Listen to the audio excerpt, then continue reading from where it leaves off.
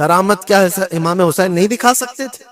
ارے سارے اولیاء جن کے قدموں سے لگے ہوئے ہو، جہاں سے ولایت بٹ رہی ہو، حضرت مولا علی کو کیا کہتے ہیں؟ شاہ ولایت کہا جاتا ہے۔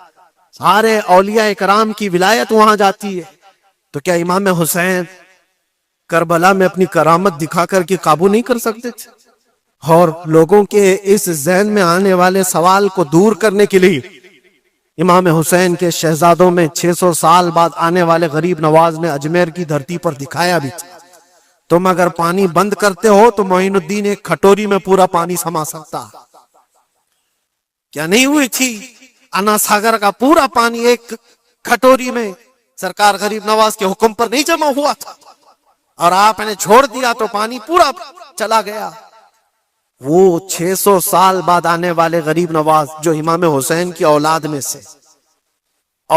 سے اتنے سالوں بعد آنے والی اولاد میں یہ پاور ہے، یہ طاقت ہے، تو حسین کے ہاتھوں میں کیا طاقت ہو سکتی؟ ارے دریائے فرات تو ان کے قدموں سے لگ کر کے بہتا اگر حکم دیتے۔ لیکن امام حسین رضی اللہ تعالیٰ عنہ کرامت سے اگر وہ معاملہ حل کر دیتے تو ہم جیسے نکموں کے لیے آئیڈیل کون ہوتا؟ ہم جیسے غریبوں کے لیے آئیڈیل کون ہوتا؟ وہ تو بڑے لوگ تھے، متقی تھے، پرہیزگار تھے، رسول اللہ کے خاندان سے تھے، انہوں نے کرامتوں سے ان معاملات کو حل کیا ہوگا۔ لیکن ہم جیسے لوگ اس زمانے میں اپنے دور کے یزیدیوں سے لڑنے کا وقت ہوتا تو ہم کون سی کرامت دکھاتے؟ اسی لیے امام حسین نے قیامت تک آنے والے مسلمانوں کے لیے کرامت دکھا کر کے اس میدان کو فتح نہیں کیا، استقامت دکھا کر۔ یہ میسج تھا کہ اے مسلمانوں، جیسی بھی بڑی طاقت تمہارے سامنے آئے ڈٹے رہو، جمے رہو، اور مرنے کا خوف نہ رکھو۔ اگر کٹ جاتے ہو، مر جاتے ہو تو کوئی فرق نہیں پڑتا، کیونکہ رب تبارک و تعالیٰ نے پہلے ہی قرآن میں گواہی دے دی ہے وَلَا تَقُولُوا لِمَنْ يُقْتَلُ فِي سَبِيلِ اللَّهِ أَمْوَاتٌ بَلْ أَحْيَاءٌ وَلَكِنْ لَا تَشْعُرُونَ۔ جو اللہ کی راہ میں مارے جائیں انہیں مردہ نہ کہو، وہ زندہ ہیں، تمہیں اس کا شعور نہیں۔ اور وہ زندگی تو آج بھی ہم دیکھ رہے ہیں، اسلام زندہ ہوتا ہے ہر کربلا کے بعد۔ کیا یہ نہیں دیکھ رہے؟ ہر گھر پہ امام حسین کے چرچے، جلنے والے ہوں گے، کوڑنے والے ہوں گے، لیکن ان کو انگلیوں پہ گنا جا سکتا ہے، باقی چاہنے والوں کی تعداد ستاروں سے زیادہ ہے۔ امام حسین کا جھنڈا آج بھی اسی طرح لہرا رہا ہے۔ سچ بتاؤں میں آپ کو، کبھی آپ کو اتفاق ہو تو ملک شام کے دمشق میں بھی جانا، جہاں پر 3 سال یزید کا دربار لگتا تھا، وہ بھی اپنے وقت کا خلیفہ بنا ہوا تھا، اور اس نے جو اپنے دور خلافت میں، اپنے دور حکومت میں ظلم ڈھائے وہ تاریخ میں رقم ہو چکے۔ جا کر کے پوچھنا اہل شام سے، دمشق والوں سے، کہ ایک دور یہاں تمہارا بادشاہ رہتا تھا، شام کا حکمران یزید، وہ کہاں ہے، اس کی قبر کہاں ہے؟ لوگ تو بغلیں اٹھا کر کے آپ کو کہیں گے کہ یہاں تو کوئی ایسی قبر نہیں دکھتی۔ ہاں ہم کو پتا ہے، بعض مورخین نے، بعض دانشور جو پڑھے لکھے وہ کہتے ہیں جہاں پر سارا کچرا ایک جگہ پھینکا جاتا ہے، ڈم کیا جاتا ہے دمشق کا، وہاں کہیں اس کی قبر کھو گئی، اس میں کہیں قبر کھو گئی۔ یہ تو اس کی بات کر رہا ہوں جو بادشاہ تھا، فوج رکھتا تھا، تاج رکھتا تھا، تخت رکھتا تھا اور حکومت رکھتا تھا، اس کا سوال ایسے۔ پھر آؤ عراق کی سرزمین پر اور کربلا جاؤ، سوچو، ایک کھلا چٹیل میدان تھا، یہاں پر کوئی آبادی نہیں تھی، دور دور تک ایک دریائے فرات بہتی تھی اور باقی کچھ نہیں تھا، اور جا کر کے آپ ڈھونڈنے لگ جاؤ کہ وہ میدان کہاں ہے تو تمہیں میدان نہیں ملے گا، ہر جگہ آبادی ہی آباد۔ ایک حسین و جمیل شہر ہے، اور لوگوں سے پوچھو کہ یہاں تو ہم نے سنا تھا رسول اللہ کے شہزادے حسین کو کاٹ کر کے ٹکڑوں میں بدل دیا گیا تھا، ان کے شہزادوں کو، اور امام حسین کے سر کو الگ کر دیا گیا، جسم کو الگ کر دیا گیا، ان کے بیٹوں کے جسم پر گھوڑے دوڑا دیے گئے تھے۔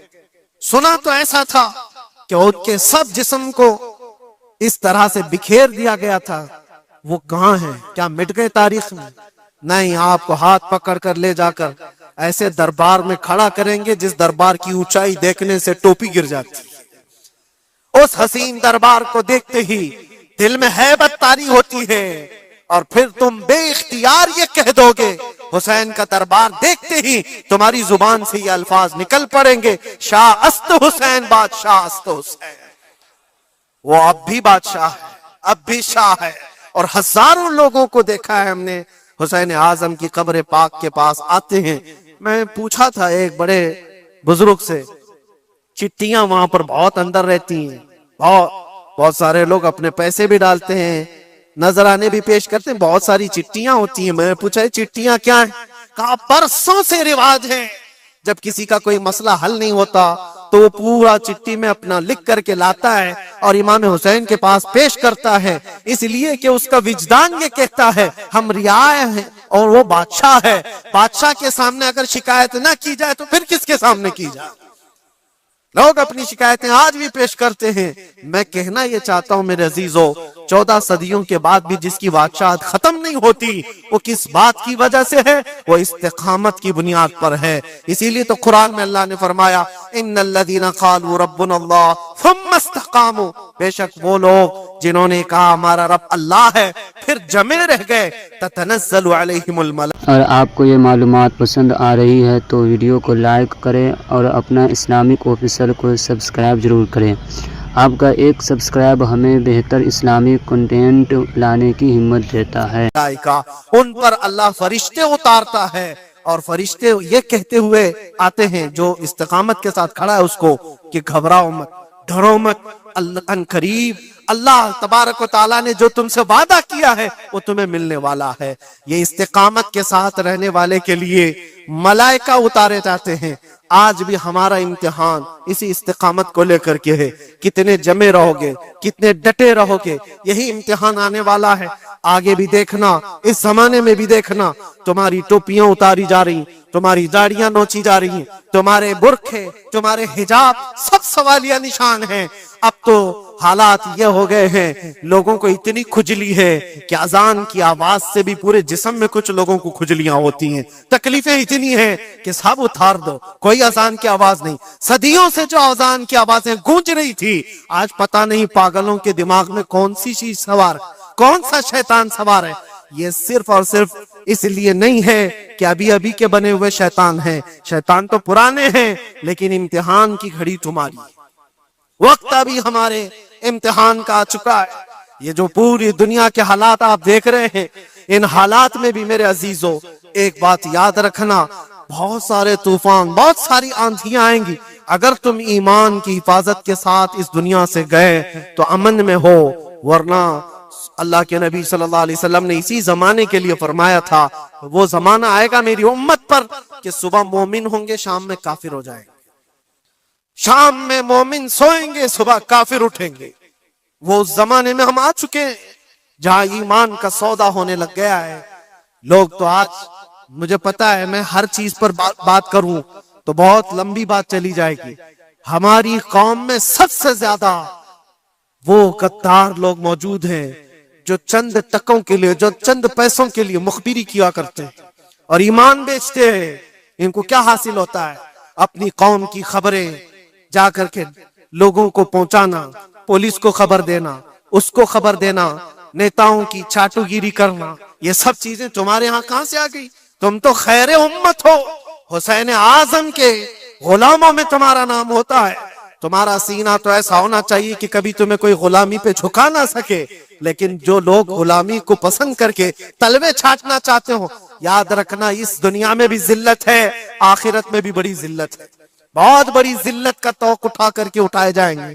اسی لیے باز آؤ اے نوجوانوں، میں آپ سے کہتا ہوں، لالچ پر، پیسوں پر، تھوڑی سہولت دینے پر اگر تم بک جاتے ہو تو تم سے زیادہ اس روئے زمین پر کوئی بدنصیب نہیں ہوگا، کوئی بدنصیب نہیں ہوگا۔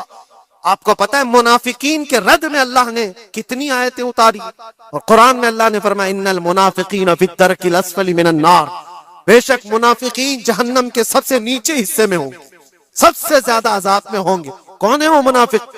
جو چہرے سے مسلمان دکھتے ہوں، اندر سے کافر ہوتے ہیں۔ یہ دغا باز، دھوکے باز۔ آج پتہ ہے آپ کو ایران کی اس لڑائی میں سب سے زیادہ اسے نقصان کس چیز سے ہوا تھا؟ میں اس جنگ پر بات نہیں کر رہا، لیکن اس مقابلے کو آپ اپنے سامنے جو پیش آ رہی ہیں ان حالات کو دیکھ کر کے سمجھو، سب سے زیادہ یہودیوں کی طرف سے نہیں، ان کی قوم میں موجود ان کے غداروں سے تھے، جنہوں نے جگہ جگہ بم اڑائے، جگہ جگہ اسرائیل کا کام کیا وہاں پر۔ یہ سارے ہر زمانے میں ہوتے ہیں۔ ان کو کیا فائدہ تھا؟ ان کو کیا چیز ملنے والی تھی؟ بس تھوڑے سے پیسے یا تھوڑی سی سہولتیں یا تھوڑا سا دنیا کا عیش ملتا۔ یہ ہر زمانے میں ہوتا ہے۔ یہ تمہاری زندگی میں کبھی آفر آئے تو ٹھکرا دینا، اس لیے کہ رسول اللہ سے غداری کبھی نہیں کرنا۔ حضور پاک صلی اللہ تعالی علیہ وسلم کو قبر میں بھی تمہیں منہ دکھانا ہے اور حشر میں بھی منہ دکھانا ہے۔ آج تمہاری دشمنی بھی اگر کسی مسلمان سے ہو جائے تو اس کی خبر گیری کرنا یا اس کی جاسوسی کر کے دوسرے تک پہنچانا، یہ سخت قبیح کام ہے، بہت ہی برا فعل ہے۔ اس اللہ تعالیٰ کی اس پر لعنت ہے جو اس طرح کے کاموں میں مصروف ہے۔ غداروں سے بہت بڑا نقصان ہے۔ آج استقامت کی بات میں کر رہا ہوں، ایسے حالات بھی تمہارے ساتھ آئیں گے، تمہارے اپنے ٹوٹ جائیں گے، بکھر جائیں گے، لوگ چھوڑ کر کے غداری کریں۔ آپ کو میں بتاؤں، میں قید کی حالت میں تھا، 22 دن تک مجھے ادھر سے ادھر گھمایا جا رہا تھا انویسٹیگیشن کے نام پر۔ ایسا لگ رہا تھا کہ یہ بہت بڑا کوئی آتنکوادی پکڑ کر کے لائے، پورا جلوس لے کر کے گھوم رہے۔ ارے دو جملے کیا بول رہے جس کی بنیاد پر اتنے ساری تم نے گھما دیے ساری چیزیں۔ میں کبھی بولتا نہیں اس چیز پر، آج میں آپ کو بتا رہا ہوں۔ میرے سامنے بیٹھا ہوا آفیسر جو انویسٹیگیشن کر رہا ہو، اسے تو 5 چیزیں معلوم تھی، وہ یہ چیزیں پوچھ رہا ہے، لیکن سامنے مجھے خود اس نے بتایا۔ تھوڑی دیر کے بعد میسج آتا ہے، پھر میسج آتا ہے، پھر میسج آتا ہے، اور وہ ہنس رہا ہے اور کہہ رہا ہے مفتی صاحب یہ دیکھو آپ کے فلاں حضرت نے میسج دیا، آپ کی اس تقریر کی کلپ کو بھیجیے، یہ بھی پوچھو ان سے، یہ بھی پوچھو ان سے۔ مجھے سب پتا ہے، میں کبھی اس چیز کو اظہار میں نہیں لاؤں گا، لیکن اس کا انصاف اللہ کی بارگاہ میں ہوگا، اللہ کی بارگاہ میں فیصلہ ہوگا۔ اور جب رسول اللہ کے دربار میں ہم کھڑے ہوں گے تو دیکھنا ہم کس کے ساتھ ہوں گے اور تم کس کے ساتھ کھڑے رہو گے۔ دیکھنا اس بات کو، ایک بندہ رسول اللہ کی عزت کے لیے کفار اور مشرکین کے نرغے میں بیٹھا ہو اور تم اپنی روٹیاں سیکنے کے لیے اس کے سامنے ہماری جاسوسی کرتے ہو اور اس سے کہتے ہو کسی حالت میں چھوڑنا مت، کسی حالت میں چھوڑنا مت۔ اور وہ لوگ جانتے ہیں اور وہ کہتے ہیں آپ گھبراؤ مت، ہم تو اپنا پروسیس کریں گے، اور ایسے لوگ ہمارے پاس بہت سارے ہیں جو بھیجتے رہتے ہیں، ہم تو اپنا کام ہی کریں گے۔ لیکن میرے عزیزو، وہ کام اپنا کر رہے ہوں گے لیکن دل پر چھریاں چلتی ہیں۔ یہ کون سے لوگ ہیں؟ کس نبی کا کلمہ پڑے ہوئے لوگ ہیں؟ تمہارے لیے رسول اللہ کی ناموس بھی کوئی معنی نہیں رکھتی، حضور پاک کی عزت بھی کوئی معنی نہیں رکھتی۔ اس چیز سے آج پوری قوم پریشان ہے۔ بڑی بڑی جنگیں اسی لیے ہاری جاتی ہیں جب قوم کے اندر منافقین موجود ہوتے ہیں۔ آج اس چیز کے اپنے دل کو بھی پاک رکھو۔ ہم نے تاریخ دیکھی ہے، ٹیپو سلطان یوں ہی نہیں مرے تھے، ٹیپو سلطان کو انگریزوں کے ہاتھ میں دینے والا بھی غدار موجود تھا مسلمان تک۔ یہ ساری غداریاں آج جو آئی، کتنے تو ایسے ہیں پہلے ہی سے جا کر کے کہتے مسجد میں یہ ہو رہا ہے، مسجد میں یہ ہو رہا ہے۔ یاد رکھنا قیامت کے دن تمہارے چہرے کالے ہوں گے، اللہ کی بارگاہ میں پکڑے جاؤ گے۔ وَمَنْ أَظْلَمُ مِمَّنْ مَنَعَ مَسَاجِدَ اللَّهِ أَن يُذْكَرَ فِيهَا اسْمُهُ وَسَعَىٰ فِي خَرَابِهَا۔ اللہ فرماتا اس سے بڑا ظالم کون جو اللہ کی مسجدوں میں اللہ کا ذکر کرنے سے روکتا؟ اس سے بڑا ظالم کون ہے؟ اور وہ سب ظالم آج دیکھنے کو آ رہے ہیں۔ بہرحال خلاصہ کلام یہ ہے میرے عزیز، ہم حسینی ایمان رکھتے ہیں اور حسین کی طرح اللہ کی بارگاہ میں دعا بھی کرتے ہیں کہ مولا ساری قربانیاں ہو جائیں مگر ایمان کا سودا کرنے کی نوبت کبھی نہ آئے۔ رب تبارک و تعالی ہماری حفاظت فرمائے کہ ہمارے جسم کے چھتڑے ہو جائیں مگر مولا تیرے حبیب پاک کی عزت اور ان کی محبت بال برابر بھی ہمارے دل میں فرق آنے نہ پائے، بال برابر بھی فرق ہونے نہ پائے۔ اپنی اولاد کو بھی یہی تعلیم دے کر جاؤ، یہی تعلیم دے کر جاؤ۔ کربلا سننے کا مطلب یہ نہیں ہے ماتھا پیٹ لیا، سینہ پیٹ لیا، رو دھو کر کے اٹھ گئے۔